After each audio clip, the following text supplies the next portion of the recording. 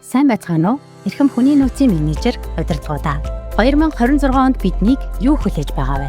Монгол улсын хувьд эх жилүүдэд хүний нөөцийн томоохон сорилтууд тулгарах ерөнхий төлөв байгааг мэрэгжилтнүүд онцолсоор байна. Ягд гэвэл 1990-с 2005 онд жилд дунджаар 45-аас 50 мянган хүүхэд мэндэлсэн бөгөөд өнөөдөр тэдгээр хүүхдүүд хөдөлмөрийн зах зээлийн бүрэлдэхүүн хэсэг болж байна.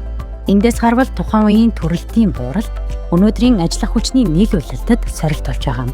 Дээр нь ажил хайж байгаа хүмүүсийн чадвар ажил олгогчдын хэрэгцээ шаардлагын хооронд томоохон зөрүү байсаар. Энэ байдал 2028 он хүртэл үргэлжлэх төлөвтэй байгааг зарим судалгаа харуулж байна. Тэгвэл танай байгууллага дээрх сорилтуудад бэлэн үү? Ямар стратегийн зорилт тавьж ажиллах төлөвлөгөөтэй байна вэ? Хэрв хараахан төлөвлөөгүй бол бид хүний нөөцөө чадваржуулах, хөгжүүлэх тал дээр юуг анхаарах вэ гэдэгт туслах зорилгоор цахим гарын авлагыг бэлтгэлээ. Энэхүү гарын авлагад төлөвлөлтөд шууд ашиглаж болох файл, жишээ загвар, танилцуулгад хэрэгтэй бэлэн презентацийн загварууд дагалдах болно. Видеоны доор байрлах холбоосоор орж сонирхно уу?